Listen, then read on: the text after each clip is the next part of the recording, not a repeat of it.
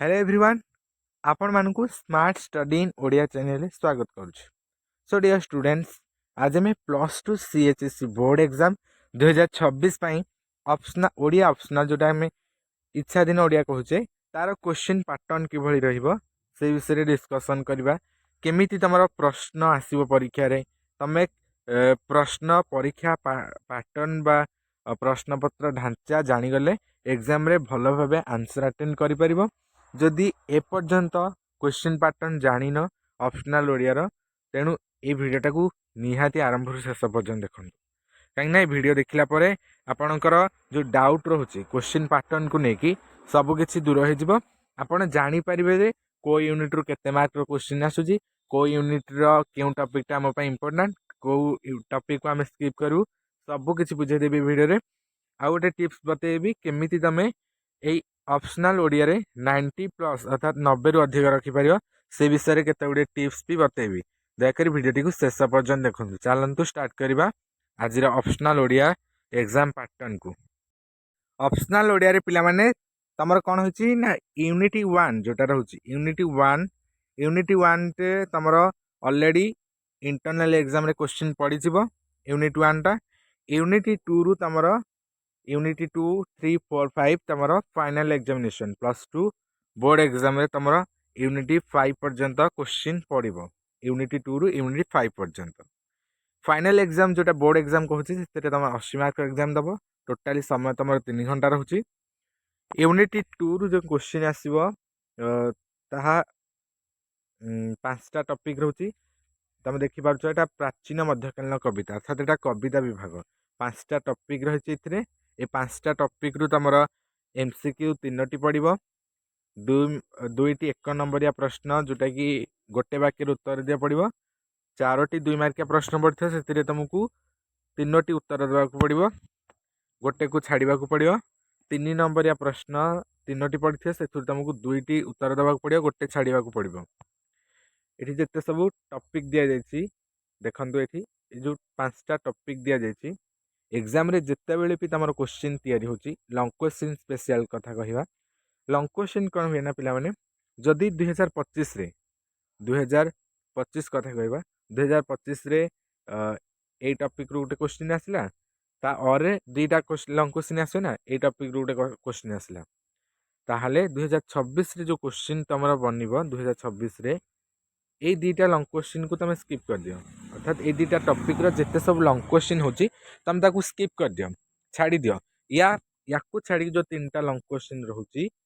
से 3टा टॉपिक रो selection long question तुम केवल पढ़ो। आ लॉन्ग क्वेश्चन पढ़िया माने नुहे जे सब लॉन्ग क्वेश्चन जिते 25टा 30टा सब क्वेश्चन दवा सेमिति कले परीक्षा रे बहुत खराब हम पिला माने तुम परीक्षा रे बहुत खराब हम। कारण गोटे पिला जदि अल्प पढ़ी पूरा सिलेक्शन पढ़ी इंपोर्टाट क्वेश्चन पढ़ी परीक्षा अटेंड करियो तेबे से सब मन रखिकी आंसर को भल भाव लिखिपर। आ जदि जन 25टा 30टा लॉन्ग क्वेश्चन घोषियो से कौन मन रखियो एग्जाम रे से कौनटा लिखियो विचलित हो पिला माने। से भूल न करिकी जेतिकी सिलेक्शन आज आसो ऑप्शनल ओडिया ताकू निहाती क्लास अटेंड करिकी नोट करके खातार लिखा बाध्य। चलतु देखा ये यूनिट 1 रु लॉन्ग क्वेश्चन को टाइप आसो देखिपार पिला यूनिट 1 जो लॉन्ग क्वेश्चन सॉरी यूनिट 2 रो लॉन्ग क्वेश्चन बा दीर्घ उत्तरमूलक प्रश्न 2टी आसो से तुमको गोटाए उत्तर देवाक पड़ो। से भली यूनिट 3 अर्थात ग्रुप बी प्रबंध विभाग रु तुम यूनिट 3 रु 4टी टॉपिक रोचे प्रबंध रे। ये 4टी टॉपिक रु तुम एमसीक्यू से 3टा आसो, दुईटी 1 नंबरिया प्रश्न गोटे वाक्य उत्तर दियो, 4टी 2 नंबरिया प्रश्न आसी से तुमको 3टी उत्तर देवाक पड़ो। 3 मार्किया प्रश्न तुम 3टी आसी से तुमको 2टीर उत्तर देवाक पड़ो। तापर देखिए लॉन्ग क्वेश्चन दीर्घ उत्तरमूलक प्रश्न 2टी पड़ी से तुमको गोटाए उत्तर देवाक पड़ो। एठी भी पिला माने सेही सिलेक्शन दिया जाइछि सेमती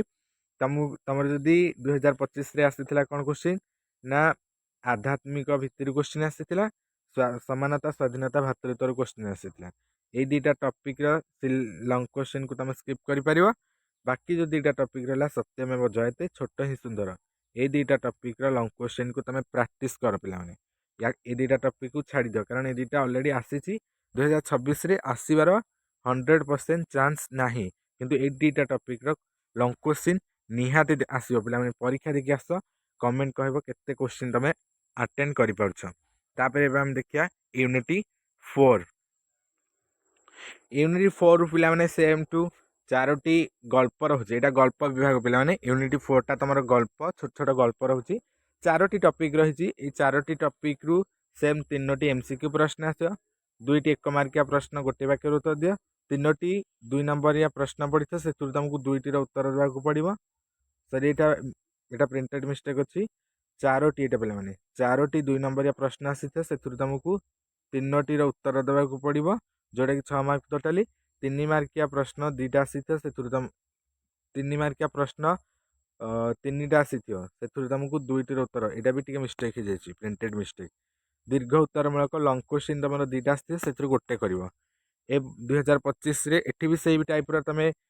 माइंड खर्च करिकी अटेंड करि परिबो अबिकाठू सिलेक्शन पढ़ी पारिबो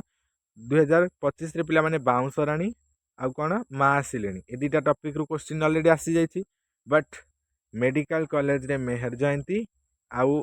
पक्षघात ए दुईटा टॉपिक रो क्वेश्चन आसी नाही 2025 रे तेन करी बाउंस राणी आउ मा आसिलेनी ए दुईटा टॉपिक रो लॉन्ग क्वेश्चन को तमे स्किप कर मुठी आपण मानकू पक्षघात मेडिकल कॉलेज रो मेहर जयंती ए दुईटा टॉपिक रो सिलेक्शन लॉन्ग क्वेश्चन दे देबी आपण सेतिकी घोसंतु अननेसेसरी गुडा को घोसंतुनी स्किप करि चलंतु समय आपण को पई बहुत इंपोर्टेंट आज ठारू जदि तमे स्मार्ट भाबे पाठ न पढ़ियो स्मार्ट स्टडी न करिवो ताले एग्जाम रे कांदीबो पिला माने तमे माने कांदीबो पढ़ी की माने मार्क तमे उठेबार प्रोसेस तमे पाउन से टिप्स बतई देली कौ टॉपिक को पढ़ियो कौ टॉपिक की छाड़िबो लॉन्ग क्वेश्चन पई एबे हम देखिबा यूनिटी 5 जोटा कि तमरो कोन व्याकरण रहउची यूनिटी 5 रे तमरो व्याकरण रहउची